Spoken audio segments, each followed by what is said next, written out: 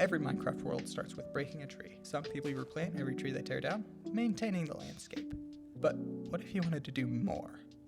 What if you wanted to improve the landscape?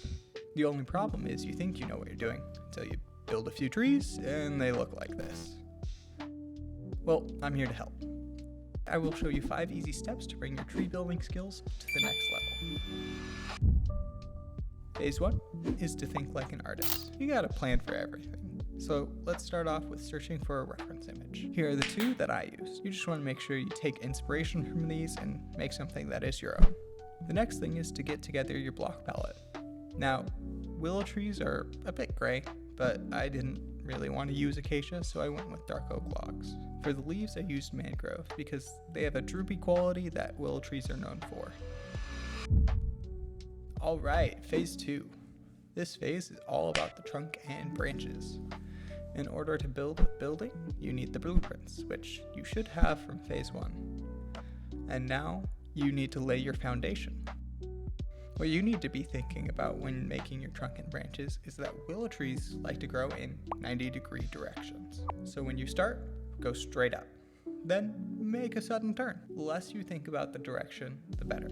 When you get out to the branches, think of them as if they want to grow in that 90-degree angle, but they are being weighed down by the leaves. So make them droop a ton until they point straight down.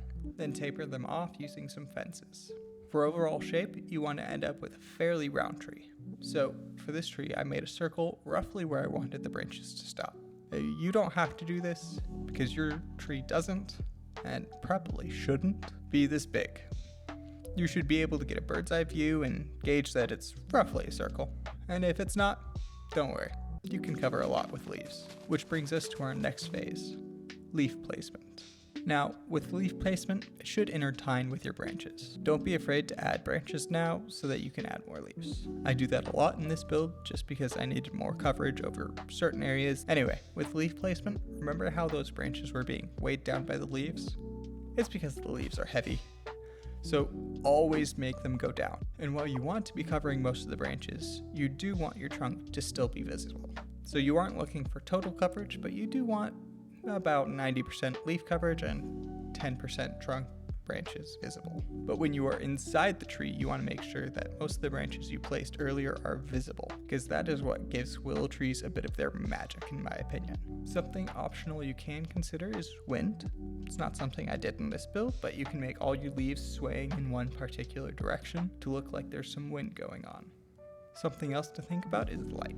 Now, this is a big build, and I opted for making some separation between the massive leaves using the acacia leaves from the block palette. But what you could do instead is focus those acacia leaves on one side of the tree where light might be hitting it, and make that side glow a little bit. You can also use glowberry vines to sell this look even more, which I would highly suggest. So many different things to consider, but remember, you are making something your own. These are all options, but you can go with whatever suits your fancy, so long as you think about it. Phase 4 is all about making adjustments that you might have missed earlier. For instance, I forgot to put leaves and branches on the top of the tree. This is also where I cleaned up the mess I had been making in the world. Basically, you want to make sure you aren't missing the big picture and taking a step back and recognizing where you don't like certain things. This helps a bunch when thinking about making a tree or just any art project. It doesn't even have to be in Minecraft. And finally, we have phase 5. This is where all your final details come into focus. It's here I brought in the moss and green terracotta because willow trees are always around water. It's very natural that there would be moss around. Something else to add would be details at the base, using those slabs and stairs from earlier, making the roots rounder and just look nicer. With that done, you should have a wonderful willow tree. Leave a comment for what tree tutorial you want next and subscribe to see it. Check the description for more tutorials, my Discord, and a tree pack download. If you tried making a tree, join my Discord and share it. I'd love to see your builds.